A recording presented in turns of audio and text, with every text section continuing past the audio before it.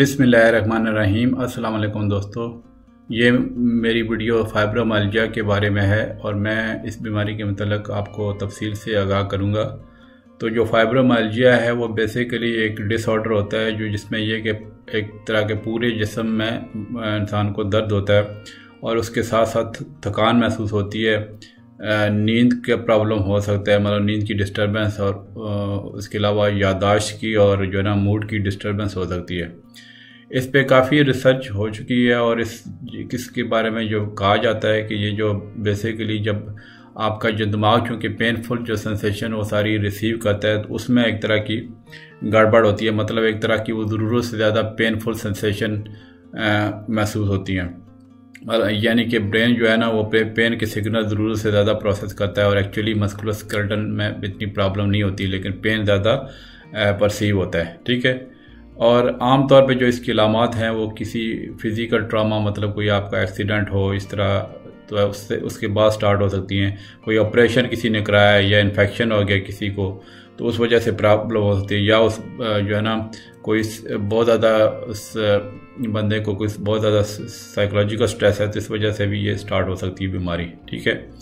लेकिन कुछ केसेस में ऐसा भी होता है कि ये जो है ना ये जो सारी अलामात हैं इसकी, जो मैं आगे चल के बताऊँगा, वो आस्ता आस्ता जो है ना एक तरह की वो जमा होना शुरू जाती हैं, लेकिन उसका कोई एक तरह का रीज़न सामने नहीं आती, मतलब कोई ट्रिगरिंग फैक्टर नहीं होता। ठीक है। और इस बीमारी में ये कि आमतौर पे ख़वातीन ज़्यादा जो है ना इस बीमारी का शिकार होती हैं, मर्दों की निस्बत। मर्दों को भी हो सकती है लेकिन यह ना ज़्यादातर ख़वातीन को होती है। और इस प्रॉब्लम में जो भी मतलब लोग इस प्रॉब्लम का शिकार होते हैं उसमें और भी प्रॉब्लम हो सकती है। मिसाल के तौर पे सर का दर्द हो सकता है, फिर एक जो है ये जो जॉइंट होता है, जो जबड़े का जॉइंट है उसका डिसऑर्डर हो सकता है।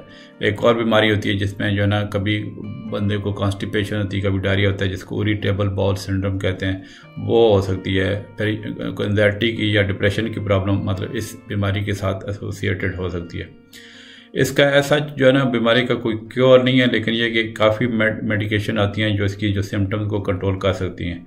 और फिर इसके अलावा कुछ और टेक्निक्स भी हैं, जैसे एक्सरसाइज होगी, रिलैक्सेशन टेक्निक्स हैं, या जो कोई भी जो चीज़ें जो स्ट्रेस को रिड्यूस करती हैं तो वो जो है ना इसमें हेल्प कर सकती हैं।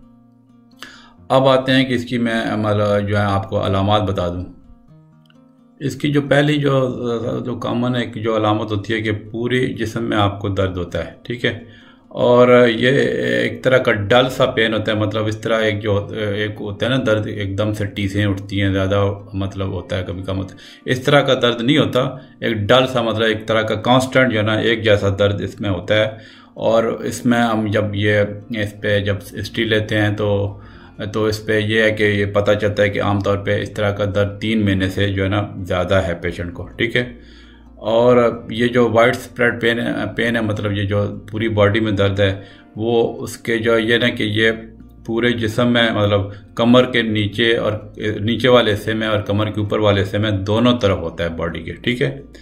इसके अलावा जो एक बड़ी कॉमन सिम्टम है कि बंदे को फटीग, थकावट बहुत महसूस होती है। ख़ास तौर पे जब बंदे ये जो पेशेंट इसका शिकार होते हैं तो जब वो नींद के बाद जब जागते हैं तो उनको बड़ी थकान महसूस होती है, हालांकि उनकी नींद जो है ना काफ़ी पूरी हुई होती है और जो है ना और आमतौर पे बल्कि ज़रूरत से ज़्यादा सोते हैं, लेकिन फिर भी जब उठते हैं तो उनको थकान महसूस होती है। और फिर यह कि जो उनकी नींद डिस्टर्ब हो सकती है बॉडी पेन जो होता है उसकी वजह से। और इसके अलावा ऐसे पेशेंट को कुछ और तरह के स्लीप मतलब नींद के डिसऑर्डर हो सकते हैं, जिसमें एक बीमारी आती है रेस्टलेस लेग सिंड्रोम और स्लीप एपनिया। इन बीमारियों पे इंशाल्लाह मैं अलग से वीडियो बनाऊंगा। मतलब ये जो ना मतलब एक तो वैसे नींद डिस्टर्ब हो सकती है, दूसरा ये ना कि ये भी जो मैंने 2 बीमारियां बताई हैं वो भी नींद की एक तरह की डिस्टर्बेंस काज करती हैं, तो वो भी जो है ना इसके साथ एसोसिएटेड हो सकती हैं। ठीक है। फिर इस बीमारी में एक कॉमन चीज़ आती है जिसको हम जो ना इंग्लिश में कहते हैं फाइब्रोफॉग, मतलब फाइब्रो से बनता है फाइब्रोमाइल्जिया।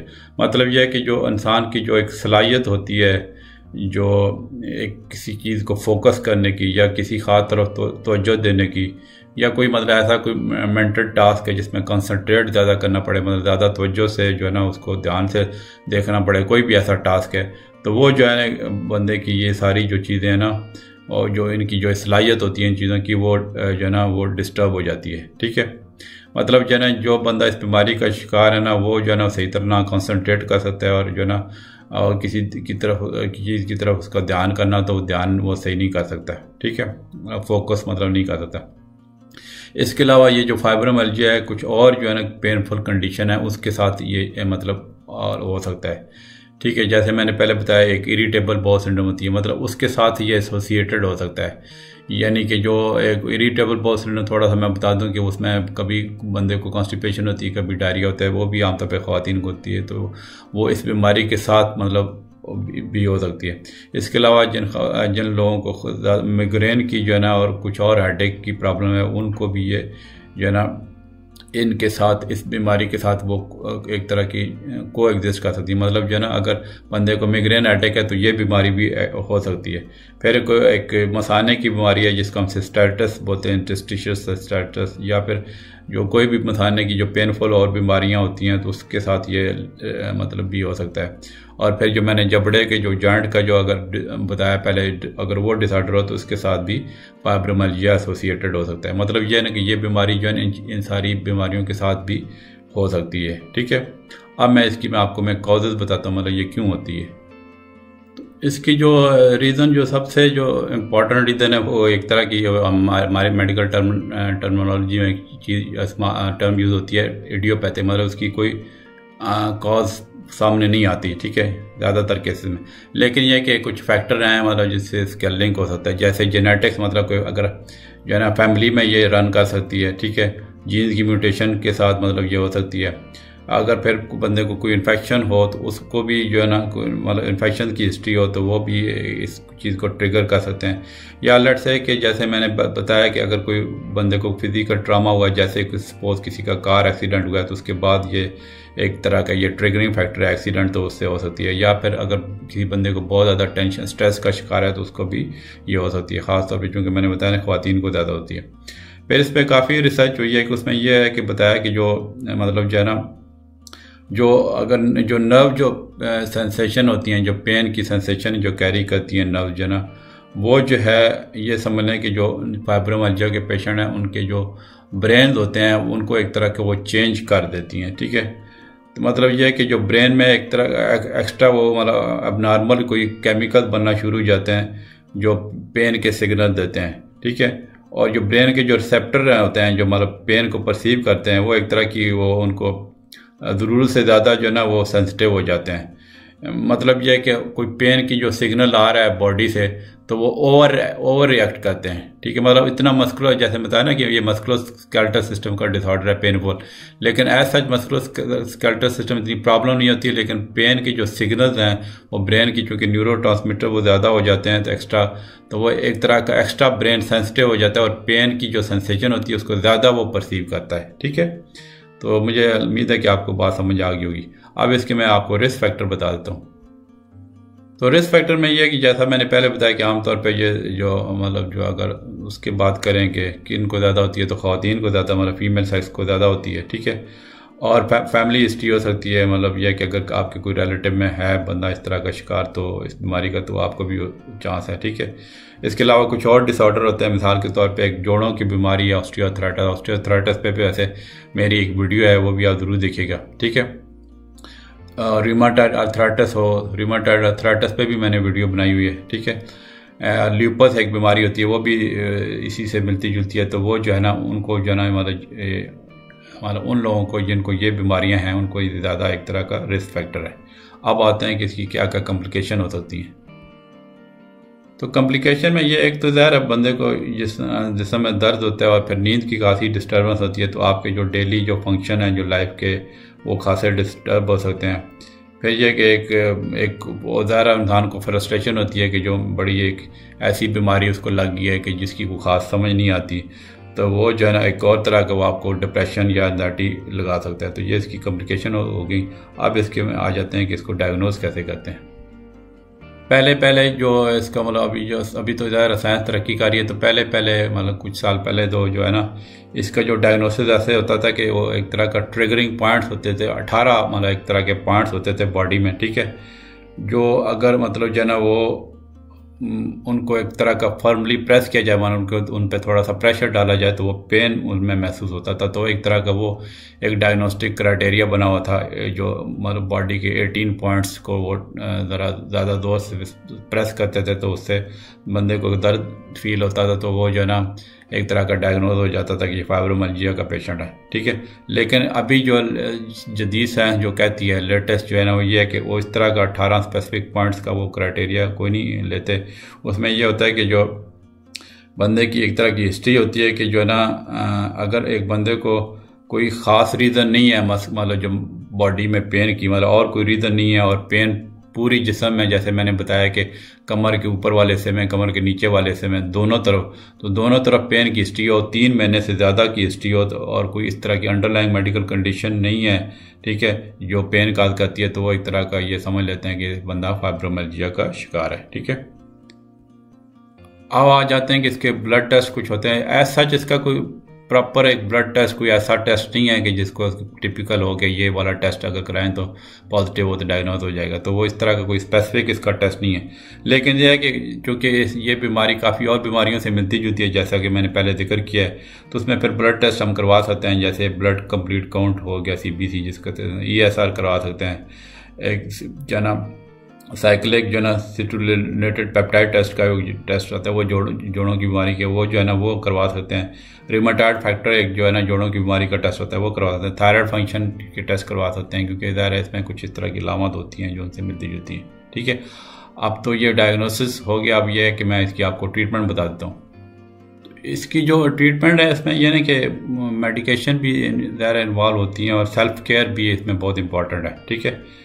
तो चूँकि एज सच मैंने जैसे पहले बोला कि एक स्पेसिफिक कोई क्योरेटिव ड्रग नहीं है, तो जो ट्रीटमेंट जो इसकी हम देते हैं वो इसकी जो सिम्टम्स को मिनिमाइज़ करने के लिए और जनरल हेल्थ को इम्प्रूव करने के लिए देते हैं।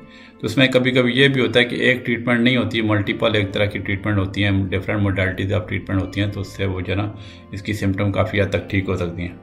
अब मैं थोड़ा मेडिकेशन का बता देता हूँ। उसमें यह कि जो ज़्यादा इसमें चूँकि पेन की शिकायत होती है सबसे बड़ी पूरी बॉडी में, जिस्म में, और नींद की डिस्टर्बेंस हो सकती है, तो उसमें कुछ चॉइसेस हैं, जैसे पेन रिलीवर हैं, जैसे ओवर द काउंटर जो पेन रिलीवर मिल जाती हैं, जैसे एस्टामिनोफेन जो है हमारा पैरास्टामोल वगैरह, टेलिनोर के नाम से आती है, ब्रोफेन वगैरह, नेप्रोक्सन सोडियम दे सकते हैं, ठीक है। फिर इसके अलावा थोड़ी सी एक स्ट्रॉन्ग पेन किलर आती है, एक ट्रेमाडोल के नाम से, जो प्रिस्क्रिप्शन पे मिलती है, वो दे सकते हैं। बाकी ये कि नॉर्कोटिक्स जो है ना, जो पेन मेडिकेशन है, वो आमतौर पे प्रिस्क्राइब नहीं की जाती क्योंकि उसमें वो डिपेंडेंस हो सकती है इंसान को, और फिर जो ना और ये पेन को बाद में वर्सन भी कर सकती हैं, मतलब प्रॉब्लम ज़्यादा बढ़ा सकती हैं, ठीक है। मतलब स्ट्रॉन्ग जो नार्कोटिक पेन किलर आमतौर पर इस बीमारी नहीं देते। फिर यह कि एंटी डिप्रेशन इसमें डुलोक्सिटिन सिम्बेल्टा के नाम से आती है, और मिलनासिप्रान जो है सेवेला के नाम से आती है, वो भी पेन और फटीग को जो है ना वो दूर कर सकती हैं, ठीक है। फिर इसके अलावा एमिट्रिप्टिलिन जो काफ़ी फेमस ड्रग आती है एंटी डिप्रेशन ही, ठीक है, या मसल रिलैक्सेंट आती है साइक्लोबेंजापीन के नाम से, वो जो है ना आपकी नींद इंप्रूव कर सकती है। फिर इसके अलावा जो एपिलेप्सी में ड्रग होती हैं, एंटी सीजर ड्रग्स जो है ना उन्हें काम करते हैं, वो इसमें यूज़ हो सकती हैं, ठीक है। ख़ास तौर पे एक जो ड्रग काफ़ी फेमस है गैबापेंटिन, जो न्यूरंटन के नाम से आती है, ठीक है, उसकी जो सिम्टम को रिड्यूस कर सकती है। फिर एक और ड्रग आती है प्रीगैबलिन, जो लैरिका के नाम से आती है, ये पहली ड्रग थी जिसको FDA ने फाइब्रोमाइल्जिया के लिए अप्रूव किया हुआ है, ठीक है। इसके अलावा कुछ और थेरेपीज भी आती हैं, ठीक है, जो आपकी मतलब जो है ना जो इसकी जो फाइब्रोमाइल्जिया की जो सिम्टम्स रिड्यूस कर सकती हैं और आपकी लाइफ क्वालिटी इंप्रूव कर सकती हैं। उसमें यह फिजिकल थेरेपी भी आ सकती है कि फिजिकल थेरेपी जो थेरेपिस्ट होता है वो आपको कुछ एक्सरसाइजेस बताएगा जो उसकी आपसे स्ट्रेंथ और फ्लेक्सिबिलिटी या स्टेमिना इंप्रूव हो सकता है। उसमें वाटर बेस्ड एक्सरसाइज होती हैं जो हेल्पफुल हो सकती हैं। इसके अलावा ऑक्यूपेशनल थेरेपी भी हो सकती है, उसमें यह कि आपके जो है ना वर्क एरिया पे एडजस्टमेंट वो करवा सकते हैं जो ऑक्यूपेशनल थेरेपिस्ट होते हैं, ठीक है। और कुछ ऐसे आपको टास्क परफॉर्म करने के कहते हैं जो आपको जो ना ताकि जिससे आपका स्ट्रेस कम हो। इसके अलावा काउंसलिंग भी कर सकते हैं कि मतलब जो ना एक तरह की आपका बिलीफ को स्ट्रॉन्ग करने के लिए, ठीक है, ताकि मतलब आपकी जो फिर आपको स्ट्रेटजीज बताते हैं कि आपकी जो ना स्ट्रेसफुल सिचुएशन को डील करने के लिए, ठीक है। अब इसकी लाइफस्टाइल एंड होम रेमेडीज़ बताता हूँ, ये भी इस बीमारी में काफ़ी इंपॉर्टेंट रोल प्ले करती हैं, ठीक है। तो क्योंकि जो सेल्फ केयर है इसमें काफ़ी ये क्रूशल होता है आपकी जो फाइब्रोमाइल्जिया, क्योंकि ये क्रॉनिक लॉन्ग टर्म कंडीशन है, तो उसके लिए मैं मतलब जहन मैनेजमेंट के लिए ज़रूरी है जो लाइफस्टाइल एंड होम रेमेडी जो अभी मैं आपको बताने लगा हूँ। एक तो सबसे पहले कि आप जो ना अपना स्ट्रेस रिड्यूस करते हैं, ख़ास तौर पे जो ओवर एक्सर्शन कुछ लोग कहते हैं, इमोशनल स्टेप रिड्यूस करें, अपना टाइम अपने आप को रिलैक्स करें, ठीक है। और इसके अलावा ये कि आप जो ना मतलब ये ना करें कि आप बिल्कुल ही अपनी उसमें रूटीन चेंज करें, ठीक है। और मतलब ये कि जो अगर से ये ना मतलब ये नहीं हम करवाते कि जो ना आप बिल्कुल अपना काम का छोड़ के जो ना बिल्कुल आप मतलब जो ना इस पे आ जाएं, ठीक है। तो स्ट्रेस मैनेजमेंट टेक्निक होती हैं, जैसे डीप ब्रीदिंग एक्सरसाइज होती है, मेडिटेशन आती है, वो हम एडवाइस कर सकते हैं, ठीक है। और फिर इसके अलावा जो ना आपको हम एडवाइस करते हैं कि अपनी नींद पूरी रखें, हालांकि मतलब क्योंकि इसमें नींद का काफ़ी जो ना सफिशेंट स्लीप जो है मतलब ज़रूरी होती है, ठीक है। और कोशिश ये होनी चाहिए कि वो एक रूटीन हो, मतलब एक जागने का एक ही टाइम और सोने का भी एक टाइम, और कोशिश करें कि जो दिन की एक्स्ट्रा जो कुछ लोग स्लीप ले लेते हैं वो उससे अवॉइड करें। इसके अलावा हम रेगुलर एक्सरसाइज का कहते हैं, ठीक है। शुरू में जब एक्सरसाइज करें तो आपका पेन वो इंक्रीज़ हो सकता है, लेकिन आस्ता आस्ता अगर हम ग्रेजुअली और रेगुलरली करेंगे तो इसकी जो सिम्टम्स कम हो सकती हैं, ठीक है। उसमें जो वॉकिंग कर सकते हैं मतलब एक्सरसाइज में आती है, स्विमिंग कर सकते हैं, बाइकिंग, वाटर एरोबिक्स कर सकते हैं, ठीक है।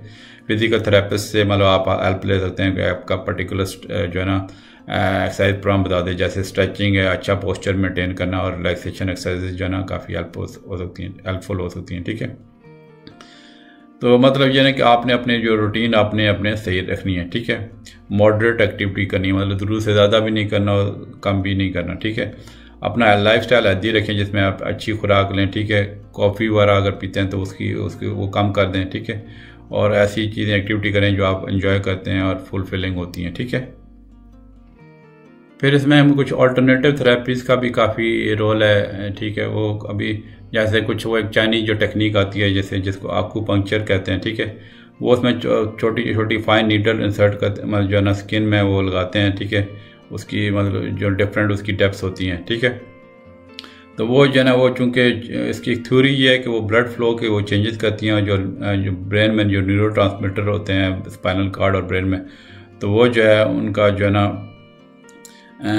उनको लेवल को चेंज करती हैं, ठीक है। तो वो कुछ स्टडी हैं जिसमें ये हेल्प करता है, लेकिन कुछ स्टडी ये कहती हैं कि इसका कोई ख़ास फ़ायदा नहीं है। फिर यह कि मसाज थेरेपी, जो बॉडी को जो मसाज करवाना है, ये इसमें काफ़ी अच्छा इसमें फ़ायदा दे सकता है। मतलब जब बॉडी मसल और सॉफ्ट टिश्यू को अच्छी तरह वो मसाज करते हैं, ठीक है, तो मतलब मसल रिलैक्सेशन होती है, ठीक है। और जॉइंट की जो ना वो डिफरेंट वो मूवमेंट्स वो करते हैं, ठीक है।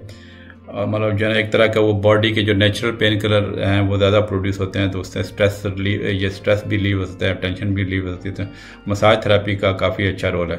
फिर एक और वो टेक्निक आती है योगा और टाई ची टेक्निक है, ठीक है। उसमें वो मेडिटेशन कराते हैं, स्लो मूवमेंट्स कराते हैं, डीप ब्रीदिंग और रिलैक्सेशन कराते हैं, ठीक है। तो ये भी फाइब्रोमाइल्जिया की सिम्टम जो है ना काफ़ी कंट्रोल कर सकती हैं। मुझे उम्मीद है कि आपको ये वीडियो पसंद आई होगी फाइब्रोमाइल्जिया के बारे में, ठीक है। तो अगर आपको इस तरह की बीमारी लगी हुई है या कोई आपको और कोई प्रॉब्लम है तो आप इसमें वीडियो के नीचे कमेंट कर सकते हैं, ठीक है। और चैनल अभी तक आपने सब्सक्राइब नहीं किया तो सब्सक्राइब ज़रूर करें, ठीक है।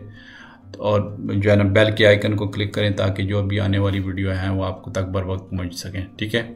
और अगर आपको वीडियो पसंद आती है तो इसको थम्स अप कर दिया करें। इसमें यह होता है कि मेरे लिए इनकरेजमेंट होगी कि आपको मेरा काम पसंद आ रहा है, और आप फिर यह कि दूसरों से ज़रूर शेयर करें ताकि दूसरे इंसानों का भी भला हो, ठीक है। क्योंकि जो बेत बीबी चैनल है बेसिकली है ही खिदमत खल्क का चैनल है, ठीक है। तो आप जब दूसरों के साथ शेयर करेंगे तो आप भी इस कार्यक्रम में हिस्सा ले सकते हैं। चलें जी, बहुत बहुत शुक्रिया वीडियो देखने का। इंशाल्लाह मिलते हैं अगली वीडियो में। ओके जी, अल्लाह हाफ़िज़।